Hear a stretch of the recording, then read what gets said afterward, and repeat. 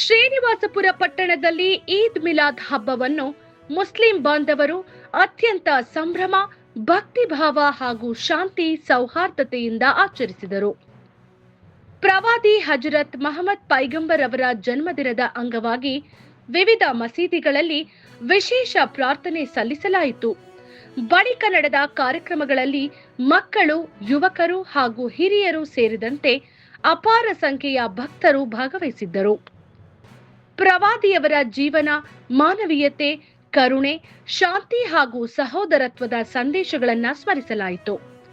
ಧರ್ಮಗುರುಗಳು ಮಾತನಾಡಿ, ಸಮಾಜದಲ್ಲಿ ಶಾಂತಿ ಮತ್ತು ನೆಮ್ಮದಿ ನೆಲೆಸಲು ಪ್ರತಿಯೊಬ್ಬರೂ ಪರಸ್ಪರ ಗೌರವ, ಪ್ರೀತಿ ಹಾಗೂ ಸಹೋದರತ್ವದಿಂದ ನಡೆದುಕೊಳ್ಳಬೇಕು ಎಂದು ಕರೆ ನೀಡಿದರು. ಪಟ್ಟಣದ ಪ್ರಮುಖ ರಸ್ತೆಗಳು ಹಾಗೂ ಮುಸ್ಲಿಂ ಬಾಂಧವರ ಬಡಾವಣೆಗಳು ಹಸಿರು ಧ್ವಜಗಳು ಮತ್ತು ವಿಶೇಷ ಅಲಂಕಾರಗಳಿಂದ ಕಂಗೊಳಿಸಿದವು. ವಿವಿಧ ಸಮುದಾಯಗಳ ಮುಖಂಡರು ಹಾಗೂ ಸಾರ್ವಜನಿಕರು ಪರಸ್ಪರ ಶುಭಾಶಯ ವಿನಿಮಯ ಮಾಡಿಕೊಂಡು ಹಬ್ಬದ ಸಂಭ್ರಮವನ್ನ ಹಂಚಿಕೊಂಡರು. ಹಬ್ಬದ ಹಿನ್ನೆಲೆಯಲ್ಲಿ ಪೊಲೀಸ್ ಇಲಾಖೆ ಅಗತ್ಯ ಬಂದೋಬಸ್ತ್ ಕಲ್ಪಿಸಿ ಸಂಚಾರ ವ್ಯವಸ್ಥೆಗೆ ಯಾವುದೇ ತೊಂದರೆಯಾಗದಂತೆ ಮುನ್ನೆಚ್ಚರಿಕೆ ಕ್ರಮ ಕೈಗೊಂಡಿತ್ತು.